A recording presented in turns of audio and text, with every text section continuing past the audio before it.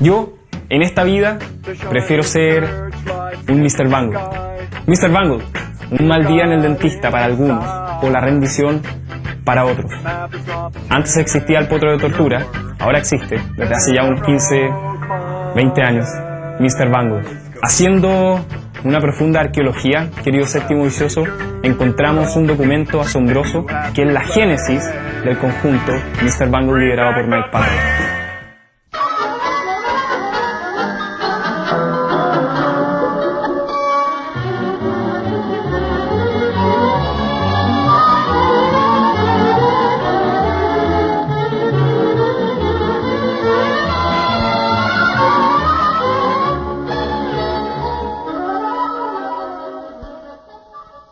Just before lunch one day, a puppet show was put on at school.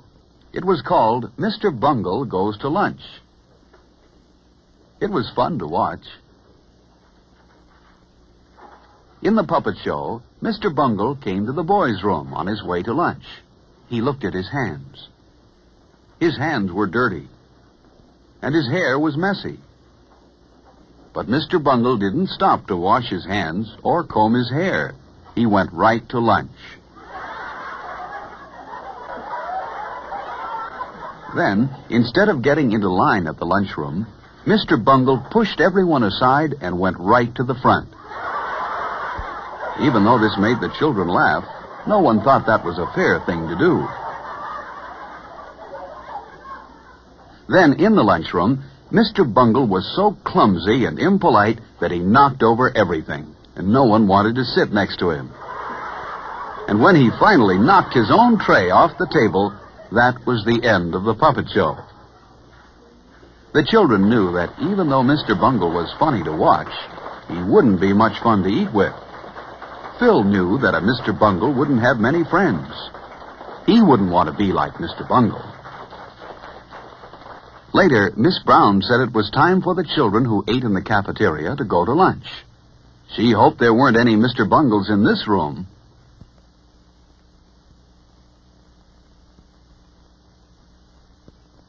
Phil stopped to return a book to Miss Brown while his friends went on to the lunchroom. He would have to catch up with them later. On his way to catch up with his friends, Phil almost walked past the boys' room, but he stopped and thought. Were his hands clean? No, they were a little dirty. Phil remembered that Mr. Bungle didn't wash his hands. Mr. Bungle's hair was messy, too. Phil didn't want to be like Mr. Bungle. Inside the boys' room, Phil was surprised to see some of his friends washing their hands, too. Phil washed his hands well, with lots of soap.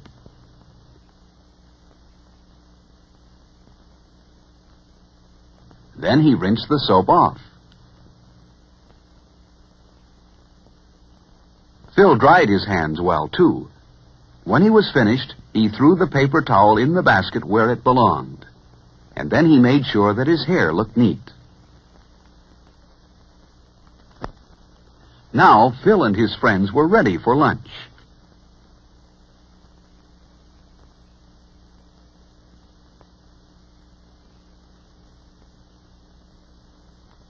There was a line of children waiting to get into the lunchroom when Phil got there. He saw some boys he knew at the front of the line. They waved for him to go up to the front with them. But Phil didn't want to break into line as Mr. Bungle did. So Phil went to the end. That was the fair thing to do. He would see his other friends inside the lunchroom.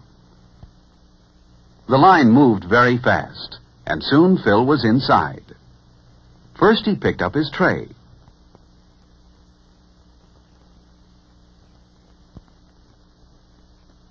Then he got his silverware.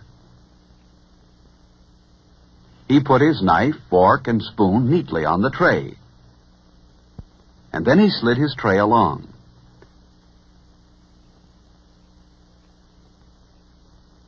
He always enjoyed looking at the good food in the cafeteria. It tasted good, and was good for him, too. Instead of having a sandwich today, Phil decided to take the hot lunch. Phil took some bread and butter, too. And he knew what else he wanted. milk. But Alice took the last carton on the tray. Maybe there was more milk, so he said, "May I please have some milk?" Phil remembered to say, "May I?" and "please." That was very polite. Yes, there was more milk. Phil remembered to say, "Thank you," when he took the carton of milk. Phil had good manners. He didn't want to be like Mr. Bungle in the lunchroom. Phil didn't want to forget his dessert. The cake looked delicious.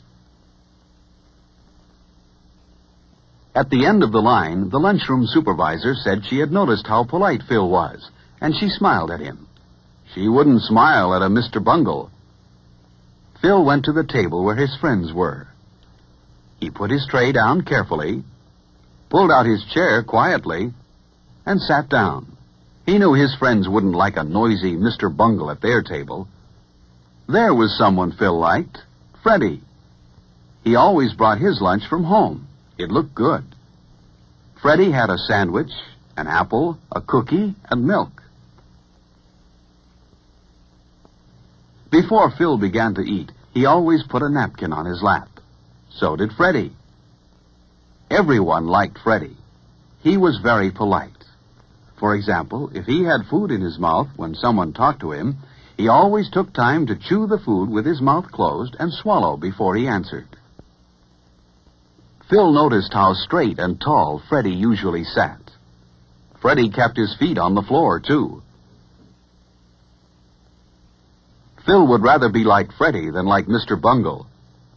Another polite person everyone liked was Alice. For example, when Alice sneezed, she covered her mouth and nose. This protected her friends at the table from any germs. While Phil and his friends ate, a boy ran past their table. You shouldn't run in the lunchroom. Only Mr. Bungle would do that. Phil and his friends wouldn't like to have a Mr. Bungle at their table. Then lunchtime wouldn't be as much fun as it is.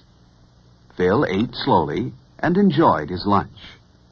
Finally, he had eaten everything except his dessert. He saved his cake for last. Only a Mr. Bungle would eat his dessert before he'd finished the rest of his lunch. And Phil wasn't a Mr. Bungle. The cake was good. Phil drank his milk carefully. Some children are messy when they drink milk, but not Phil.